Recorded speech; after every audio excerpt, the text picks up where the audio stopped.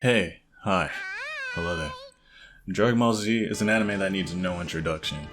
For a lot of people in the West and all over the world, Dragon Ball Z is the show that introduced an entire generation into shonen, if not anime in general. If you're familiar with anime, then you most likely know that 99% of anime is based on this weird, non-animated book of pictures called manga. And DBZ is no different. The Dragon Ball Z manga is 325 chapters, 519 if you count the original Dragon Ball. And in 2023, I read all 325 of those chapters in just 3 days. One might ask the question of why I chose to do this, and the simple answer to that question is, I could. Dragon Ball has been around for the entirety of my life and has been an interest of mine for my entire adolescence into my now young adulthood. I would argue that the majority of people that know the Dragon Ball franchise haven't really taken a peek into the pages of the 1990s manga, and before last week, I was just like the rest of them. But however, I am now a reformed man and I'm here to share with all of you that experience. To start things off, the pacing. The pacing in the written form of Dragon Ball Z is pretty solid, contrary to what you might think.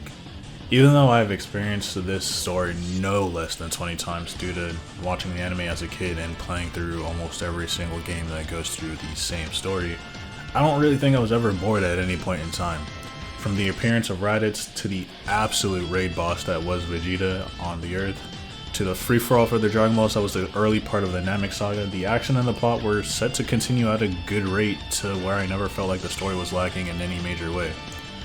It could really be a modern day Mandela effect to like where I remember the anime sort of dragging, just being the wait for Goku show. But I didn't really feel that way. Like anytime the Earthlings got into a scuffle, I was just going through the story and I wasn't really just, hey, where's Goku, like I was in the anime. The only part that I can really think of that barely qualifies as a sort of plot drag is the beginning of the Boo arc.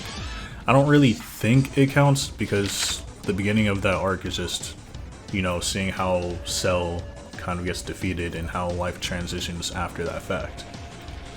I did always think it was funny that Vegeta vows to never fight again though, and then he says he'll enter the World Tournament 9 chapters later. This is funny. Knowing the plot of the story did come to bite me specifically in the Boo part just because I was waiting for all the, the spiciness to happen, but it is what it is. Another part that has to deal directly with the pacing and progression of the story in Dragon Ball are the fights.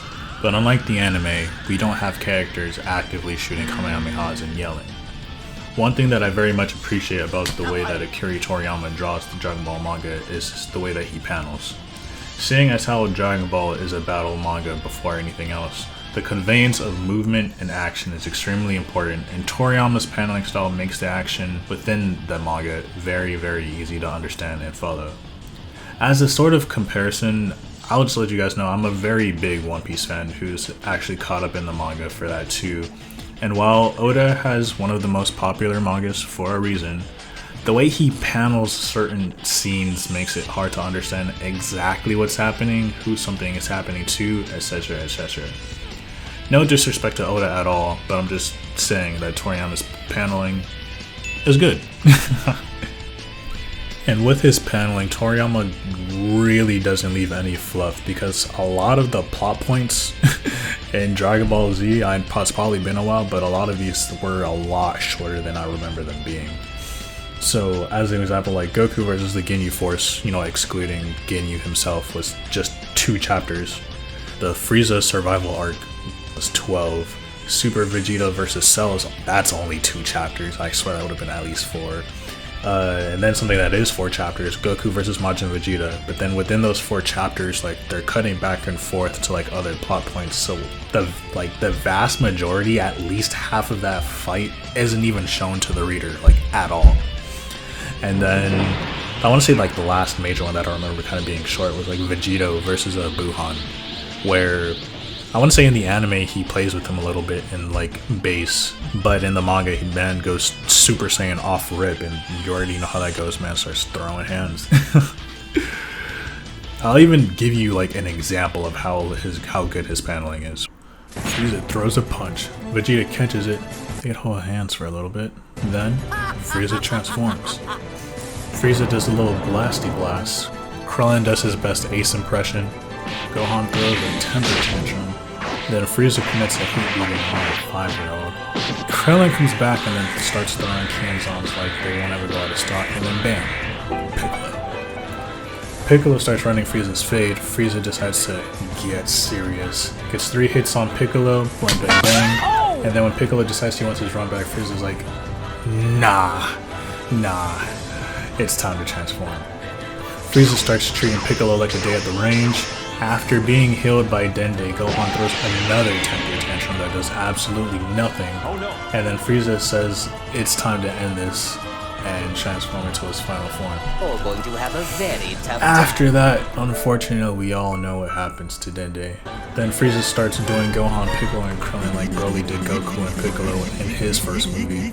And pretty much what I get from this is that Piccolo is not afraid of jumping people at all. And then after all of that, you can't really call what happens between Frieza and Vegeta a fight, to be honest.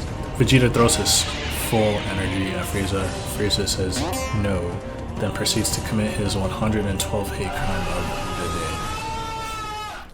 I'm just gonna assume that most people watching this video could read, so as you saw, not all filler is bad.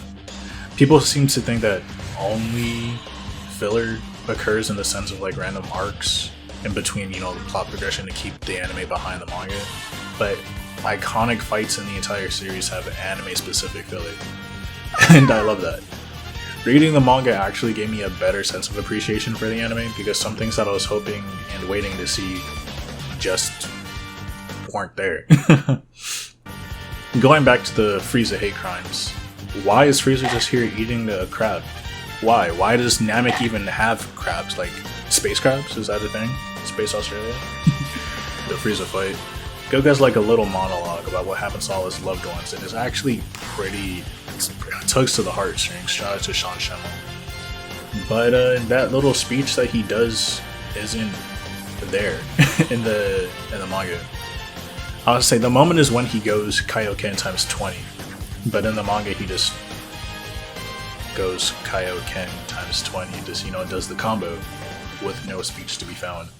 I also don't really know how much audio I'm allowed to like add in a video, so if the video gets taken down, you know why, but I feel like to really to really know what I'm saying, you have to hear, so I'll just play like a snippet. It's not going to have the actual video attached because you just saw that, but it's just not going to be synced together, so unfortunately you are just going to be looking at the screen, but it really does tug on the heartstrings. Like, again, shout out to Sean Schemmel.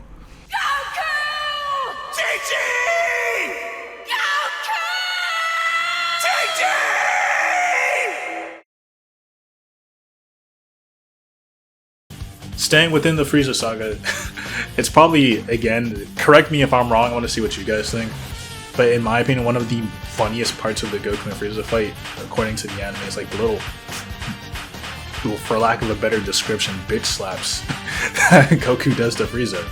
Super recognizable scene, nowhere to be seen in the manga. Skipping forward a whole arc, Piccolo versus 17, for whatever reason everybody in their mom says it's an underrated fight, but if everybody says that it's not underrated, most of that fight, at least half of it, filler. Skipping forward to the Buu saga.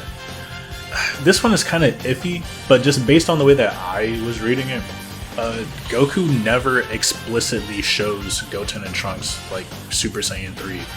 They feel it when I guess they feel it when he goes Super Saiyan 3 versus Majin Buu. But the manga keeps it pretty ambiguous. I don't even know if ambiguous is really the word. But it keeps us in the dark to where if he really showed them it. Because at least on screen it was not shown at all to Goten and Trunks. And then the part that actually made it a little bit more funnier to me is the infamous Gohan not catching the Potara earring. So reading it, it's a lot easier to, you know, vouch for Gohan, because Gohan is like, you have a sibling or a friend who's like, hey, catch, and you're not even paying attention in the slightest, and they're already throwing whatever they want you to catch. Like, bro, I get it. Like, Gohan's just saying, like, at this point of the series, he's the most, I guess, Super Buu is Buu-Tanks at that point. So he's the second most powerful person in the show at that point. And I guess you could say that he should have caught it. Like, you have super reaction time, but my man was dealing with a lot. He was getting his fade ran completely. So, in my opinion, it made more sense in the manga as to why he dropped the earring. And then, my most favorite part of filler, technically, is the Goku versus Majin Vegeta fight. I don't remember if I said it in this video, but in the anime, Goku versus Majin Vegeta is my favorite fight in the series. And when I read those pages, I was so disappointed. I was looking for the choreography in that fight. Granted, it is a lot of just like the high speed flurries, but like there were some moves that we see that we in the anime at least that just was not in the manga. Like honestly, the little Vegeta nosedive to Goku into the ground, them fighting underground at all.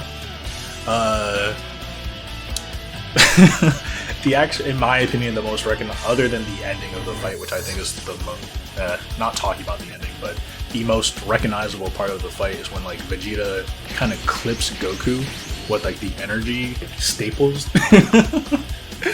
and then he, my man, again, like a better like description, kind of bitch slaps Goku. He's like, "What, clown?" And it's just like, that is the fight to me. And then Goku bashes Vegeta's head in with part of the rock, and that's such a good fight in the anime. None of that is in the manga, and I was actually so sad. But filler, as far as like fight scenes go, really, really good. If they at least add to the fight. The filler where they're just like looking at people just back and forth, like, we don't need that. But filler's good, man. When used correctly. At this point, I'm pretty tired of writing a script, but ultimately, reading the DBZ manga has given me a better appreciation of the story, and even some appreciation for some of the stuff that the anime added in as well. If you have the ability to and haven't already, I would recommend you give it a chance. You get to experience the story in its purest and rawest form, unless you know how to speak Japanese, and you get to see the progress of the series as a whole. If you guys want to see me do this out video on any other topics, like Dragon Ball or not, just let me know. I go by C-Swirl, and I'll catch you guys whenever I upload another video. Later. So everyone, until we meet again, take care! Goodbye!